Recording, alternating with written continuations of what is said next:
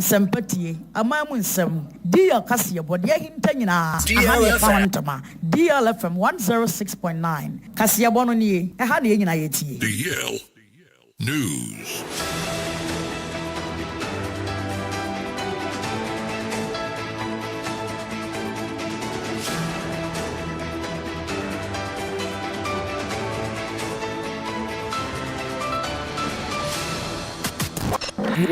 It's official. DLFM 106.9. Yamamo akwaba. Efi tumrikane shaye ewo Facebook and efinsi YouTube. Na yamfa kasiyebono echiri mwankasa ensemu. Yanshaf kasiyebona se enfenfiri nkoko eno ewo omaigana ye pie ye mantamuno emu. Na meka say awraho sama abato DL kasiyebono so echiri mu se Enkwakowa enono ewo epiemantemum. Ebemo bia wanyamfinhia no edunan 14 years old. A wono no afimpo enka wokwakotwere BC so hwene bi. Mechire basic education certificate examination. Aye twanitia ekan se BC so hwenka fi we ogiremu a okwakotwere bi ne den e de Richmond. Na nka na ekiremu sei wakwakotia enyinam kane ahoma so ewo mrensu ato ema Nankra efreninsem. Na whatever semi esiyem. Ewa White House. Anono ya brono ba kwa. Ewa nkoko. Emra. Esubrani jamprentudu. Eto ya mfra matenten. Ebo fa echira. Enyinam kane ahoma ibi. Ebegu fom. Enam gofa si. Wanum edi agura. Obi anim de si ya. Wakwako tiyasu ahoma. Aje nekra. Edi efri ninsemum. Na enkane chiremi se Richmond. Oyo obi a oko school. Nana wanum esi akan. Engum fitiri. Na kwekansie nim ena ball no ekoto bia ya na onim sei enyinam kane ahoma etegu fom tiaja okwa akwafa odu ho no mape ena okoti aso a ene ahoman epeja no kosuru fom twatum oto ho no mape me wafasi wahyese bidie ene atum abamo wu aje ne kra ede afri ne nsem na epiemantam do wani kiremu ewo kwa wesa openipa ono no da inam kane adwumadi ano mekire Electricity Company of Ghana Maninya Edemakwa West Mr. Kinsley Agbasi echeche mu say de enti anam so ma enkwahwesi ani sanse mo frɛ na o mu di agro ena okotia ahoman ebsom no kyerɛ mu say de sei ode ho sombo ede bo ade hia wonom esikua eduadua enobaye ewo m homa no aseme kyerɛ power line no o ma duadua no aba pii na wase enti edum pempɛso mu yensisi a wonom entumi nkɔ honom enkonkɔye maintenance anase nsisi embom ahoba mbonsem entimi enkonkanen opani agbasi ekyerem se obesere adehya mgoko west ene potem titiriw no omaga na nyina se enyinam kane ahoma musikua ewase eduade ne omapi wase no eba ne sa eha adwen efrise edum pempenso na mpenifa wonom eda enyinam kane adwumadi ano no won pese mu yensisi omuntumi nkɔ efise mu na bare mo kɔpɛ wo metwagu eba ne sa pɛ na kɔfa ha opi na ediaba Interabasra muada. Ahubambo hihye biada ebeta oman Ghana enyinam kane ahoma no ase no. Mama de ansa mobedisi na de ase no ebi enkonkosi bio. Odi nsem sei eto nsantwerefo ani. Sendra enyime na nyanti yese kane ahoma ba ko wi ati e wo White House. Nyanti yeso se na nkwala bi edi agro na ombobo ekoto body haban so bi ebugu fom na akwala ne yese okofa 106.9 entena ahoma na ati dawo na ahoma no ashoko no ema second one bakokra kasa nkokobwa ne mian but onu so shoko ba em say na min charge onu de hwenti mi anye no na mprepi no ya na amamfo duadua ne ma online so na yekwa bibia yebebo odua na sane ma we nyina ena bi ohaw ne ba ye ba ye bo say nkube ni take trees ni mango dua ni nyina ji lines ni nyina afa na ni lines for ni town make say am be train dua ni ye mo bi contract plana na Nhyiraba ni nyama bebre nti sane ma we ye pese besi nti be fa sa kwan so na ye tifo ni ye customers no na o machine so say nyama ye dua wo ye lines na se no ya na mboa bebre from bi bo a ahoma betimi ate so a se inso ne gugu fom kakre bo se na lines no ni induane body phone nyina aye electrify eni ya wuti ye wudi wani ekyeremu awa pie mantemu kwa west mensini mu a ono ene wada asoya ehwe o my Ghana nyinam kanea esom ne din ede Mr Kingsley Agbasi na eno achi ana abofre wanya ne baabi ekro Richmond ne openi pa wote ne fie mechane landlord ne din ede Mr Yaw Afrifa ejemre ene sentwerefo ekasa yem ekirechire mu de nam so amankwanhye yi si ene mekasai abofra ne din ede Richmond onte atiasefo asasi so ebiwi kola ba ko yene ni tifi me tenant ne no eno abe enene nanse ni su toye ama light ahoma bi ekro so se dua bu to so man bi adwuma o yisi je ho du ne bo na mane sisi beja sei na asi ano so wedi e mahoma na tene ageman bi ye ba be ya mam eno ya danfo ba ko papa firi tie nyina ko ayi du e be du fi pepepe ne e mamu ani di meka e ba braya light at Richmond ana me so no me electrician tinu e kwa mi fa mi tutu di meka ye ba no da amangu yesi ahoma no aloke mensa timi de plan so mu kra me kra na shocking ana me beji ma me bi ntuma na me de chiche mensa ani yi ni nchezi yi ni de na wa free mu na Richmond kwede Richmond kwala ni bia go abobo efie wo nkan se mo ni ba ho anti kwala na egu nya ese bi se ahoma no power wo edie nim so de ne ho kokan ana so kuso ma yeni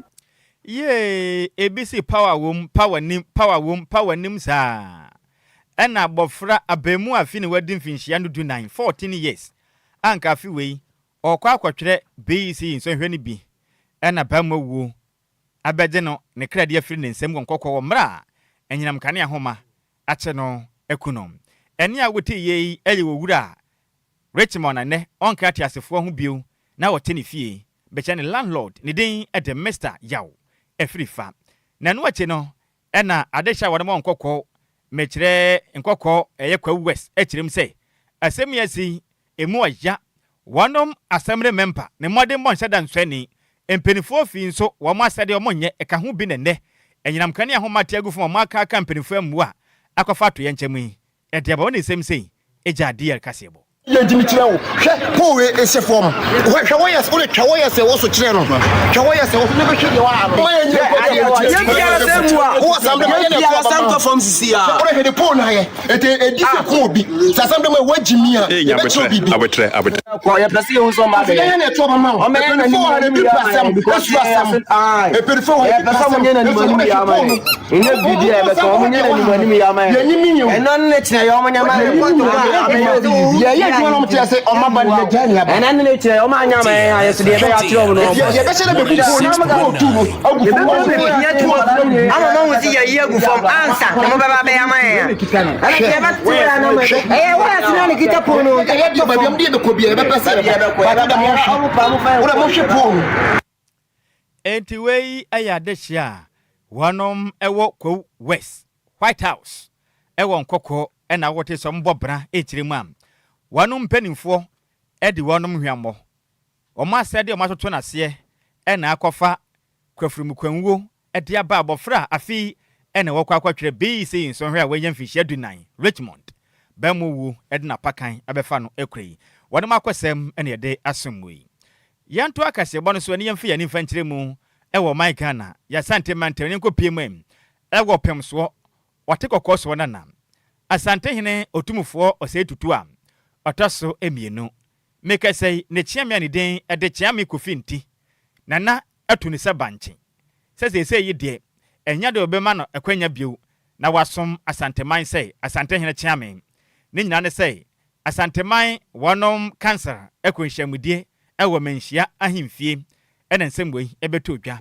na nkrata efiri menhia ebeto dwa endrada na eye oforiso bosima me toso atuenum ewo mfempem mienu ene edununu mu no edununsia mu no mo kirem sei omokọ atetena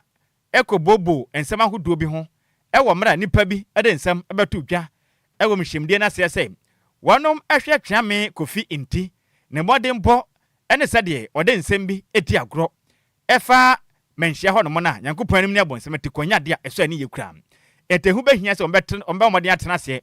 omatototo na no efiri sei o twame kofi inti otumufo ntam kese odi di agro de opene wode ye na santeman enkonwa no so enjehia pina na beta ho a woni hu tumi sei wo betumi aka otumfo ntam biada sade wo pe enti no o ma chendedua wabu mna so na wode mu kirema entem kese openi kan waka just wakampo a onto serve je say nanimpo mo ne dwe ne senti enkwandwa ne ho so mra beta ho no etisa ne senti muntumi ntenase ema na kwanya so onkoso ansom na ochiame kofi enye asanteman eya santehene ochiame anase linguist na nka ne kire mi say enkita hodie mapam eya menhia empanifo kwatenase ebobo ho a kwasi ahwehwe mo na mo hu se dabi ochiame kofi nti odifo eno wachi nso ntansa ba ko yiniti wo mo kire openen ekwa wa mo fa so am wonim esi ayase dikuro no amfa mra kwanso ne santi ayase hene epejaye ekasa chechire mi se nema hodo ma hwehwe mu no ne nyina kokosi sei chiame kofi nti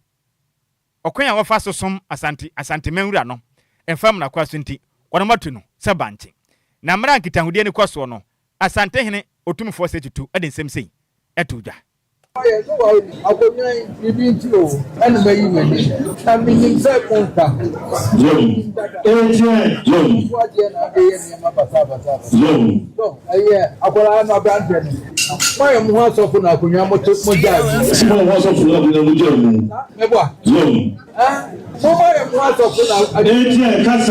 so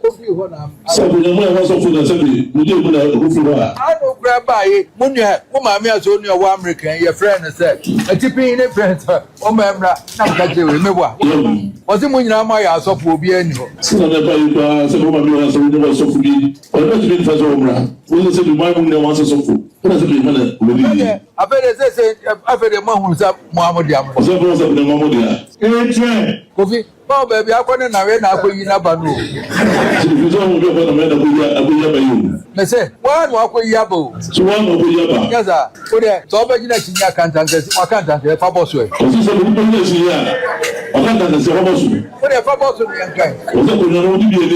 DLFM 106.9. Papa, swear. Wait, I said, Kenya said, Kasa, Yashamu, Kasa. Kenya said, Nanaka, Yadimsa, Minia, Kiswadi Jatuaba. Ananka meeting and Amkaso, or no Academia said, any okay. Now, but they are twice with them, Mamma Betas, or did you, or did you?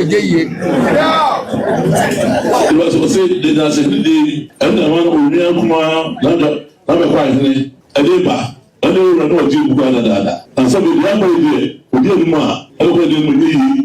young. Bobby, I, you two know the Bamana, Abrana Diano, won't go in a cunya. So, won't go in a cunya. Yes, and you could Yanadia, Uncle Pana. Yes, before crew. Yes, Uncle Pana crew. Kanika, why can't my bozo, Papa, for one farm was a day down near two. Or say, as soon as I was sitting there, they say, at this is a Babunano, one idea, say, it's now, some was sitting there, they are Babunano, a comment. How much of it? You have a task of work headed from myself. What you want so much for Babunano, Nature say, where dear, a children, fa bosso. Who to me the boss wa? Na yam wow, went to me and farm more so, nature say, a children, enti. Chiame kofi nti entumi amfa moso nti mprempre de asante mawura otumufo ose tutu a otoso mienu wotunu se banche se free na eko otumi enye ne chiame yanto akase ebo no so lenkoso anyire mu ewo man Ghana ya sante mantem nim na nkrata tententen efree Ghana Post Service aba na wode mo kirem se aba wo bia wanya mfinhia no aduonu nwotwe 28-year-old Nigerian woman we Nigeria niyo na wakwakọ bie asoye bi ewa manso watreso ewa santimantemu ehọ no mo efe pa na nkrata efri eposifu akache ebaye endrada na eyedwada oforisuo bosima me toso aduonu ewa mfimpim mienu ene aduonu nsiemu na wenu efri Ashanti South Regional Police Command wade mo kiremi say omudwumadi sononkwa omutu anamon ekopiemu ewa nano kwesi ade twammin ewa mra onipa bi beye o masutire say nema bi ekwaso wo bia bi ye frɛ honom mama nice lodge eno ewa watreso ewa sentiment omfo mani kotu awisi nkɔhwɛ ade One more kwaya, ampani yampa, ninuani yampa. Aba obi ani din ede Esther Ebuhama. Omutusu say aba we. Chese bia no akwaje ho no mkama. Ene wasiesie ho no mo nice pam. Na adwuma wo die nenie. Ene wode maya pi ekogu ho no. Ene maya mo ho ofe. Chese ohun se we die oba we owachinyam ewotonyam. Enimnyam de edwa ne pa. Okwa ho ne mo pe. Na mrante wa na ba. Maame na abaye ne boye sen. Sabe otena poncha ye di anom. Oten se sabe kuani akwa afom. Ekwetwa banche, ekwetwa bro, ede aba woton. Ene oba pe we ne boy sen, we 1000 Ghana na ode na afro soro honom. Wakwetete bi asra na ho. Ode na wo sa na ha mu sa na wasi fom na kire di na okọ ne baby. Eno na police command e kire mse sabe. Ye no ane se na amen. Omanga na yatimi, sa na montuei, omane mratia, untumi nkwaji baby. Ensese honom, emfa mobre sibra enyi sika ngu botom. O ma sabe abo petokura ya we nam. Ne senti omanga na mratia. Wana mache no wachire ma wana mokwache no wamanso nkwanta e wo mra na ko wodwane am sese amekese no nipa bi ka ho a muso adwane a post foguso a wana ehwe wo mekese no na kopie mu e wo manso nkwanta hwe mapa eguso a ekoso efa ne nsem nim na police command HMT say no oman Ghana mra no o kan oman Ghana mra na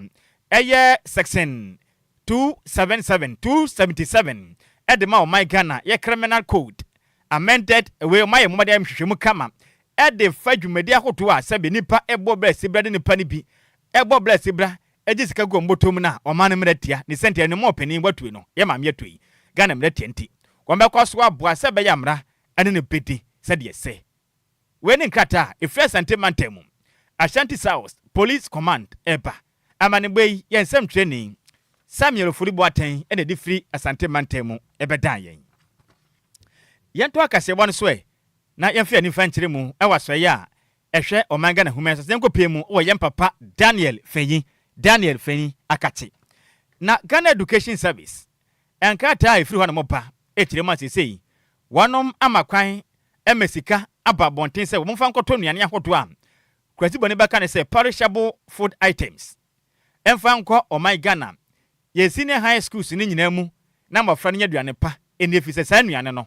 sesei ebini school nim wamu kire mi se nuane ahodo bi eno no odeba edwam a encha na ese no tomatoes ne ho keka ho ne ade no edum pempen so a se yenya bi wo school num intekodu ba bi mpo enka school mpanifo ne bi ka se enka won ba tutuso eye senior high schools ne bi mefise sabe mo friend to metna school classroom anase metna de sua dan mu emfa kom mesua de na ekena obi ba enko fentintin kom betum den sensensem we mu no ena openipo no ye head of public relations eye unit at the Ghana Education Service hwam kita hudie so me wafa ase Mr. Daniel Fenyi echechire mu se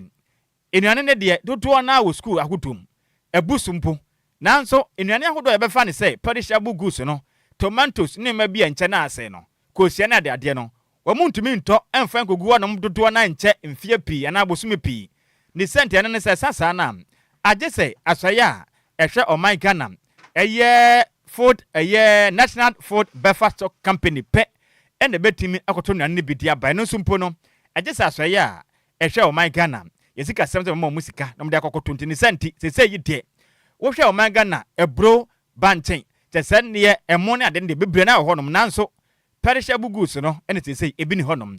o kirema sese empenfo Jessica kwa maneko o matotopi e de kwa mmia hodo sku ahodo ne nyam sese yide nuane ne de bibia beto din mama enya mafra no enya sika edin na wo kirema beto dwa say Conference of Heads of Assisted Secondary Schools Charles mpenfo de beto dwa say sanka mpenfo amfa sika nko mantoto nuane ne de a anka we mba ye oyekire matoto school num o kirema sese wo mo disika akwa ma kirefo mpenifo se we ne de ye kase de kwa kwahye eye Food Buffer Stock Company nsa ebe ha dwen ntimo amonye na ne ma hodo enche na ese mo ntotobi na mo na mofra no o munya duane pa eni Mr. Daniel Fenyi edin semsei 2 weeks ago, myself, I accompanied my Director General to some schools across the Ashanti region, and there is something we do often, unannounced visits to obtain first-hand information, the feeding situation across schools. And so we visited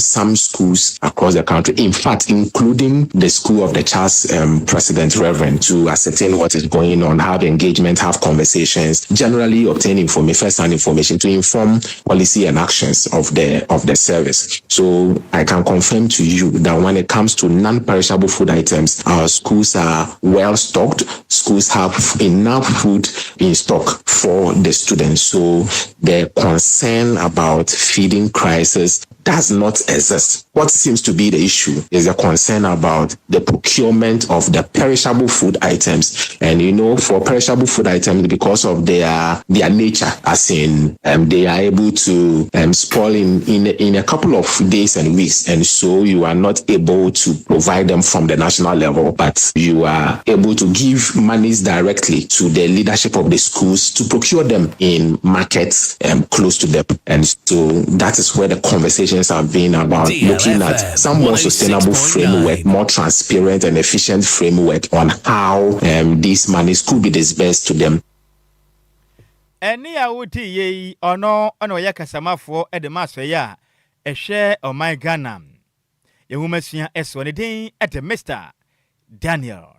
Fenyi ena wote nini. Yanto akase won so eni yemfia ni nkyiremu ewa ni gidie nsensem ni yemfia ni fankyiremu ewo sunyan eno no ewo bono mantenim na asore baba ko a no okwa asore ewo Wesiri Cathedral Methodist Church ewo sunyane mami wakana boso nsem wagina nanso ednensa ede asinebo people echiremu am no sefo pani ono ene tua so na no ne pastor ena afin so church elders asom panifuo no mami echiremu a wanom eye akronfotechu amwa chesata yimpo emfa no ho wone me ya kromfo papa mami echiremu am mentem ho ase bi ekobaaye ewo mra entotoso dudu etua tight ehu sikasem ho ehyehyeye ene baya mami ne kokko pa ya oka ne boso ensem na enka ne echiremu sei emra na asode ekwaso am ena mentem ho ase krankra edu ba bia ene asode ye bie kwa to honom ene wa bibi hya obo no wo asem a otumika enti emo microphone kasem na Ghana fo ente onka na ne nyina ne echiremu am osafo pon no ene oda asafo na no efa kasemu echiremu am asode mana wonom entua tutuso dudu no omu nyina da wonom eye akromfotechu amwa twekwankwa ne na aka ne senti so wo asafunum na wo ye Wesiri Cathedral Methodist Church eba pa mapa people odun sasi obosi awotu asonem na se wo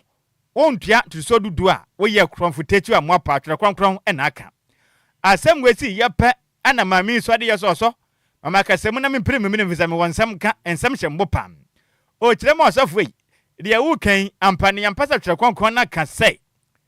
obi entua tutuo dudu tight na so ye konfotechu amade a ene ye wosofo wone asompanifo mo ya kromfo papa mawia ya che mama ekiremu a wa kwa so de mfinhia pintemuni se kobase asem tu obi wasafonim obi hu na akyere no ne hu nipa bi afirimu a mama o magyae we fetua ene wachi mo ka kyere wone mo sei wa muntua tight na so tight a mo atua no ede pa na o manya tese tight itua impo wo hwe kyere kronkron ya baabi ani hɔ no ma nyankopɔn twede yampon nanum asɛm aka sɛ obi nkwatua tuso dudu anasa tight ansa na asɛm to na yakɔ ne moa ne santi da ben nyankopɔn ka asɛm wei sɛ obi nkwatua tight ansa na ne ho kyere wasafonum anasa yebie atɔ nani ne ho nipa fini ma meawu ne papa ne ba ma bia wu a ansa na yakɔ no moa ne santi sɛ ni to konkon mu dia ene sa tight na mo aka sɛ nu nti obi antua mo mo ho maden enkogye na yie ne ho akye na mo moa no na so mo ya kromfo pam mami ka asɛm wei pɛ ne kɔgye taso danim asafo kyerem sɛ mami nke onya abotre mami ne sɛ dabi da efiri sɛ ɔno no wosika pa na so tight ne ontua ne nne entua ne kyene waboye fita duku alata mo mo efiri sɛ twere kronkron no enka ne baabi a sɛ asɔre ba hu kyere na anasɛ yeto asobe bani a sabe yemfa tight sika ene nkɔboa no ne senti tight no ontua ne mom ne sɔfo ene asompanifo no ɔmo ya kromfo pa ensɛm de tu dwa no emu kyerem nie Bible say ye de tu true mu no awurade amakwan a me yamfa yensanka ye to so bie mo say obi a obedi ntutu so duru na ye anroba anya me na me ko Bible na ye ka papa ye ka anroba na from wo bishop so foketo aso asori mpayinfo steward for so mo ya kromfo serious okay mo ya kromfo papa wo kasa no sta ka bibi she ho say uba mi wu untu ya tight obi bi wu mumma oto tron wan ka se ubi bi wu a yemfa tight enkotua wan kan ne wom papa se mia me de me ho yemfa nto ho a na wo kan bibi se obi ye adwuma contractor otimi tua tight fine me ye adwuma sabe wo kan no sta na tie I can pay tight me to matua tight kese pa mintua o dia ma mintua ne se dia me pe na me de ba dia ka na me de ba ya dia me pe wa abonsene fine me ma mi bewu me ma mi nyanwuye me papa de obi anim sa asafo yi mu wa wu dada etare me moma so anti bodo tofa enti bi papa ja me kwa me kasa wie kwa do obi ankasa bi me no ana na yate ase papa de tofu bi tight no a wo ka ho asem no me ma mi ba bewu no nyanwuye na ma betua tight kuku dame na wa be asori ma be yi asori bad time ko abeyi 5 million say mon famra na ma page 15 million dia betua tight afi me ka bom say saying okay time na ye tua welfare no na dan na mu ye ma obi nye adwuma na oni sika ode ye adwuma obetua tight mo say I say obi bi wu unya asema wan tua tight a wo ma obepe den wa ha okay ma papa chen no ye tell me want to me papa de chen papa chen fine time na ye tua welfare no na ye dan mu ye ma because onye adwuma kra na obetima tua 10 cedis or 5 cedis with welfare obeka ko support no na ne onye adwuma na DLFM na oda bia obeka na bia obeka na ne bibia wu ne wonya problem mo si won tua tight nti won ko oma obeja ya sore no ene obejai asore no ene a wuti yi ono no wakọ asore wei ebinom kura friend say say ne de women of the year award no mo de ama no akukuduro ne so pa mami okọ asore wa Wesley Cathedral Methodist Church e wosunyane burumantem ene watoto na adwene keka bi eda chane so panin ene aso mpanifo se ne sechere kwankwan aka say yentua tight na wanka say yemfa nkobon san wa yase de a na wonom eyi akromfutetu amwa pa na mum etuo na mumfa nko kro no bone mum asoro ne de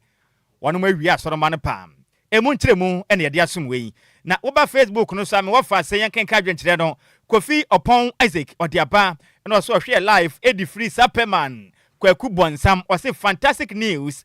mateme da sempa me wo fa say na dola ya jewaje odiaba and also share live Eddie Free Christian Village achem water ehwa no hwe yen Eddie Free no say ncha kese enkoma na yankufu nyina na dola ya jewaje odiaba no oh so sad abafa na ya light ache no yakopon fa ne kra emfansie pam na dola ya jewa kra odiaba no was dia news oja wom na odi dua no eja buruburu pa odi atuato ede abawian me wo fa say Richard ahwete aba no was good afternoon Nhyiraba Kwadwo Sammy B osi ade yo the one otafiri ja bantwe bo na DLFM news or say your official like bed meat anomanam emu adepa na nam DJ Ghanaman fideni so a na ye DLFM anes great station o chense kase bo no e yo napo bam e de ade ekasen e na ode aka ho e de abawie na samso na me wo fa se ani den e de koko krate obo ase na odi firi ade aba koko krate dia ba na o kyerem de say no dumsa no ekum o my Ghana egugugu ye nwuma panti aban gina wona so ne bo adwumaden na so mo men so mposi ncha kase enkoma Dr. Alhaji Bawumia ona ye next president edema Ghana matemeda ase na me wo fa se bam Regina Buadi ede aba and was good afternoon wo fa Sammy B wo hote se me ho ye pam wo fa se na won so o so hwe live Eddie Free Achemwater market oda ya se na adwumaden aye bo esom o my Ghana na Richard ahwe esande aba na wo se oh Nyankopon emfa bofra na enyinam kane ache no e White House e won kokko no mfa ne kra emfansi ye pa no kyerem say yes we are said ye nsem dawson pa we are sem nsem dawson me wo fa say Regina Buadi sande aba na wo kyerem say in fact Nyankopon fa bofra ne kra emfansi ye pa no di sun e de aka hom wasande aba say DLFM news today they in fact eja no e too much me wo fa say Regina Buadi ene wote abai na Asante Emmanuel Diaba na say good afternoon dear news or share live Eddie Free Accra Medical Center or say dear in fact Nigeria ni woman ne de omumfa ne nkoto afiase 10 years if say sabe e ba ne send ne wutumi ekofa maya edom ko tena ba bi so mo be sibraji sikagu ubotum enye ntumfa ne nto afiase pa e na ode piao e de aba or say piao to you Sammy B meda say me wofa say Asante Emmanuel Accra Medical Center Michelle P say won so wo dwane dwumade ni live yadamase kasebon ye nyina wesu ne mfa ni nyina emfansi emusamifo ne ya maze mebelantwe se mu ede ema yen champion Taylor bemo poata ede ekopie mu ego Facebook and FNC YouTube makasebon wonya bi ehweye me wo fa se Mr. Michael se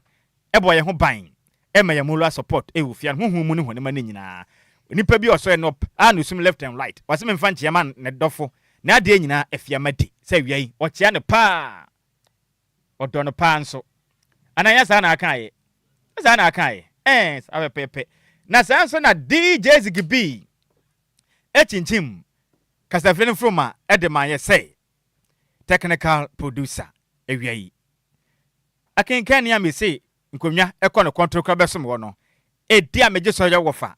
osi ade yo the one at Nhyiraba Kwadwo Sammy B mebra so te se me so de nanso me wofa se brabla kwanten ewo kumase osi ade ato nani timi mo ne tew enfama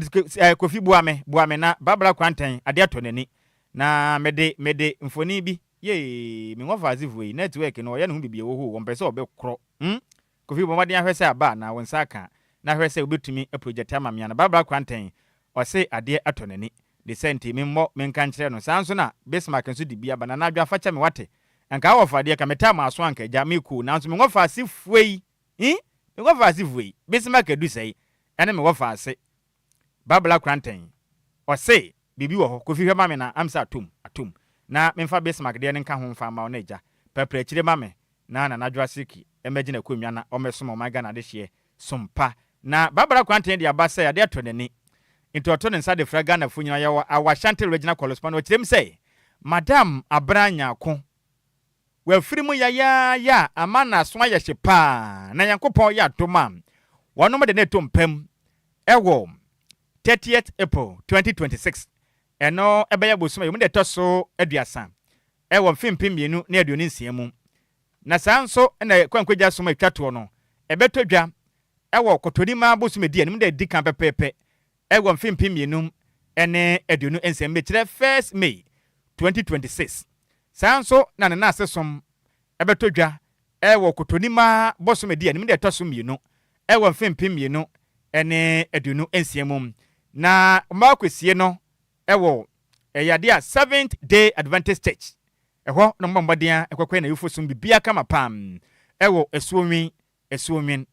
esuomi krodua nim ne honom asafo no ba kwotena se anapa nondu na wonom akwotena se a wonom ebeye na yufo sum pepepe ede ama wonom ne senti ya maame yade nyina Madam Abranya ko odaya wansore tie momadi nkugya yenua ba yeni anam sini otonkra ewa santemantem ma die kasebo babla kranten na de atonani opepa kram na wotirem a hwanabo Richard Kofi Atena ado abon mane se Kofi Chief assembly member edema de hia wanom ewo esuomunu ono na ye o assembly member ne mame ono so eka busuan ho asese na chia pai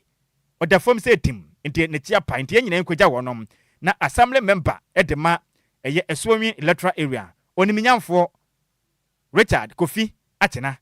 yenkwaja wono mayi na dia bai kayo ono a enkobeba pam na Bismarck edi aba say happy birthday ekodi ama Lord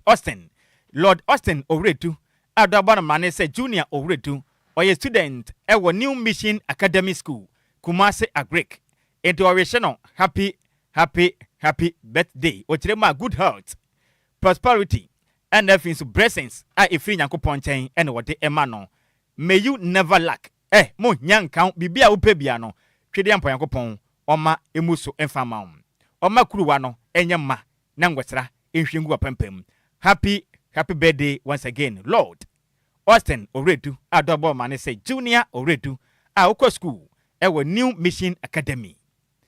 Ewo Kumasi Agric. We free. One kasa with your mom Vera Owredu USA enwo and if abusiafo ni nyina Anchor KG eno adofo nyina so mom awoda parliament shop no awoda no onye ne soronko me source we na nadwa siki na pamfo ina dia odwumedie no